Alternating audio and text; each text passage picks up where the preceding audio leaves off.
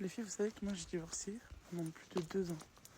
Vous savez c'est quoi qui m'a fait divorcer? La plainte. Vous savez pourquoi je suis grosse? Parce que je me plains. Oh, pendant plus de 5 ou 6 ans, j'ai pas arrêté de me plaindre. Toutes mes galères, toute ma vie, c'était de la faute à quelqu'un d'autre que moi. Tout. Oh, je faisais que me plaindre. J'ai détruit ma vie en me plaignant, sachant que j'étais dans l'abondance. Allah il m'a mis dans une abondance. Alhamdulillah. Et plus on avance dans le temps, plus on se rend compte qu'Allah nous a mis dans une abondance. Alhamdulillah. Les filles, vous voulez vivre correctement sans être triste tout le temps. Dites Alhamdulillah. Wallahi l'adem. Depuis 1 an, j'ai commencé à me rendre compte de mes erreurs. J'ai commencé à me rendre compte de mon état plaintif constant. Je vous jure, wallah, ma vie, elle a fait un changement que moi-même, je ne m'y attendais pas. Je me suis remariée avec mon mari. J'ai changé complètement ma façon de penser et d'être. Tout a changé autour de moi. Et je suis en construction, bien entendu, ça fait que 1 an. Mais voilà que j'ai pas du tout la même perception des choses. Et les choses viennent à moi totalement différemment. Je m'en suis complètement remise à Allah. Et voilà. Et je remercie Allah déjà pour les bienfaits que j'avais déjà de base. Je vous jure, voilà les filles, elle n'est pas parfaite ma vie, je vais pas vous mentir, vous vendre du rêve. Mais aujourd'hui j'ai une ligne de conduite qui m'aide à avancer. En fait, Allah il m'a mis sur une ligne pour atteindre celle que j'ai toujours voulu être en fait. Et voilà, ça fait toute la différence, c'est incroyable. Je me rends compte qu'à chaque fois que j'ai une interaction avec un homme, instantanément se rajoute à ma liste mentale un nouveau red flag. Donc là, la dernière chose en date que j'ai réalisée en interagissant avec un homme hétérosexuel, c'est que beaucoup d'hommes ne supportent pas, lorsqu'ils ont une discussion avec une femme, d'être confrontés à un sujet qu'ils ne maîtrisent pas. Ces mecs-là, ils ont des égos tellement fragiles que quand ils réalisent dans un échange qu'ils ne savent pas, ils deviennent agressifs. Ils sont incapables de reconnaître qu'ils ne maîtrisent pas le sujet, de montrer de la curiosité ou d'essayer d'apprendre quelque chose de la part d'une femme. Et je pense que ça en dit beaucoup sur les relations hétérosexuelles entre les femmes et les hommes. Pour vous illustrer un petit peu mon propos, je vais vous parler de la discussion, du contexte où je me suis aperçue de ça. En fait, j'étais en train de discuter donc avec un garçon et on parlait de mes préférences en termes de vin. En plus, le vin, c'est quand même un sujet qui est vraiment associé à la virilité. Donc je pense qu'il a dû se sentir attaqué dans sa virilité parce qu'il ne maîtrisait pas ce sujet-là et que j'étais a priori en train de lui dire quelque chose qu'il ne comprenait pas. Donc moi, d'une manière très innocente, je dis tout simplement que j'apprécie le vin lorsqu'il est minéral. Et en fait, il a eu une réaction assez passive-agressive au lieu tout simplement de dire « Bah, je sais pas ce que c'est du vin minéral, est-ce que tu peux me donner un exemple ?»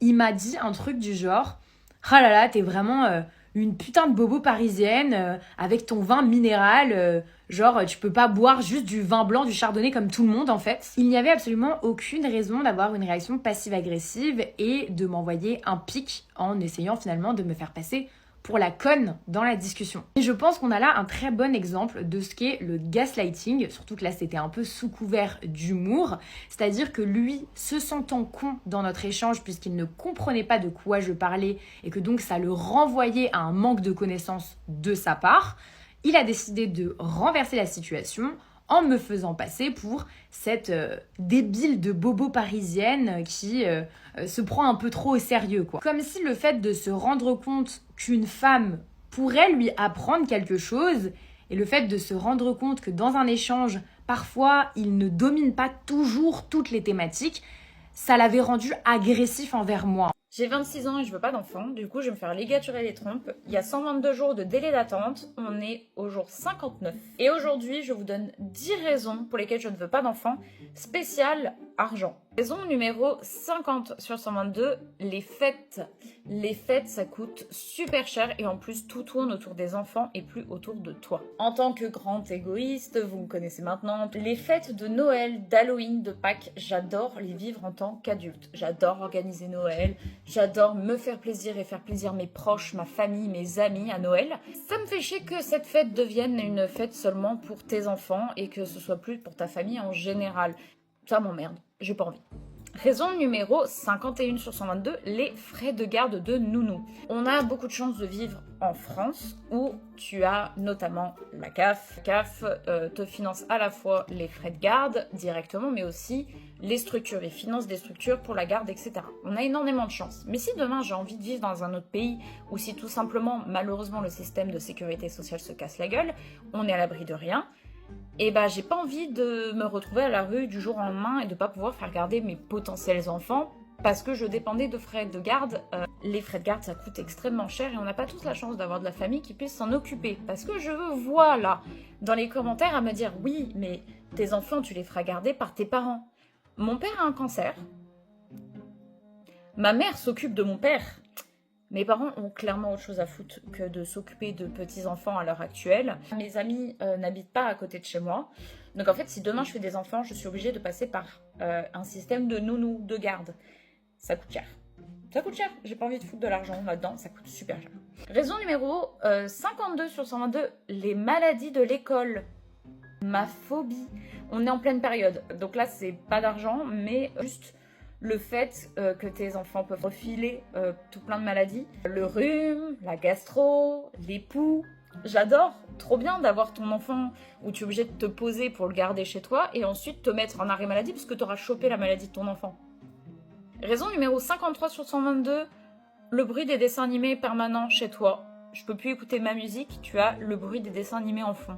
Raison numéro 53 sur 122, on revient sur l'argent, le prix des jouets. Je suis une grande fan depuis toujours, j'adore les Pet Shop, les Monster High, les Lego, j'adore ces trucs-là. Et même en tant qu'adulte, j'ai envie d'en acheter pour moi. Ça coûte cher. Les poupées Monster High, rendez-vous compte, c'est minimum 40 € la poupée. Les Pet Shop, on est sur minimum 10 € le Pet Shop. Ça m'arrache. En tant que grande gradine égoïste, si j'ai de l'argent à foutre dans des jouets, je préfère les acheter pour moi et pas pour mes gamins. Raison numéro 55, les vacances. Je préfère largement passer une semaine aux Maldives, à bronzer sur ma serviette au soleil, plutôt que de mettre exactement le même argent, mais dans des vacances en famille au camping des Flots Bleus. Quand je vois mes copines qui partent en vacances, qui ont des enfants, et que je leur dis bah tu pars où et tout, bah on part en Bretagne dans un camping parce que bah vu le prix, bah c'est tout ce qu'ils peuvent se permettre de payer.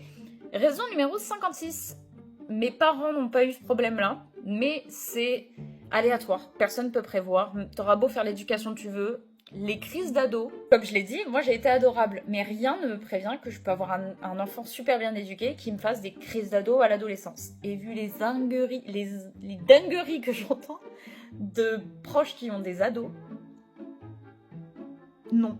Surtout les adolescents de cette génération, avec Internet, oh les conneries c'est un autre level. Hein. Raison numéro 57, le prix des vêtements et le fait que tu dois les changer fréquemment. Un enfant ça pousse vite, donc même si tu lui achètes des tailles trop grandes, tu es obligé de refaire la garde-robe de ton enfant en permanence tous les ans. Évidemment au bout d'un moment ça ralentit, mais ça coûte cher. Ça coûte aussi cher que des vêtements pour adultes. Numéro 58, là le top, le summum, qu'est-ce qui coûte plus cher dans la vie d'un enfant?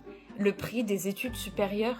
Si tu as un enfant qui ne passe pas par le biais des études en alternance, mais que par exemple il veut faire médecine ou droit ou anglais, moi j'avais commencé par des études d'anglais, bah, mes parents ils ont dû me payer mon appartement, ils ont dû me payer mes courses, mon essence, parce que juste travailler l'été ça suffisait pas, et le jour où j'ai pris un job étudiant à côté de mes études, bah du coup j'ai foiré mes études parce que je pouvais plus étudier. Et ça coûte super cher. En plus, si tu prends une école privée, mais là, tu pars dans le crédit, carrément. Ça coûte une couille.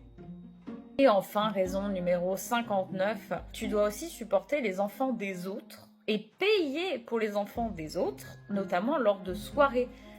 Typiquement les anniversaires, mais tu auras aussi les soirées pyjama. Donc tu as un enfant bien éduqué, si les potes avec le caïd du quartier, qui est super gentil avec lui, hein, mais qui fout le bordel dans ton salon, bah ça fait chier, t'es obligé de le supporter ou de passer pour la maman chiante. Je n'ai pas envie de supporter les enfants des autres, je n'ai pas envie de payer des cadeaux pour des enfants que tu connais pas, ça me fait chier. Et voilà, c'était les 10 raisons du jour qui étaient principalement financières, mais pas que. Je tiens à rappeler pour les commentaires qui me posent la question, c'est mon choix, c'est ma décision, oui. Je n'ai pas à me justifier, oui. Pourquoi je le fais?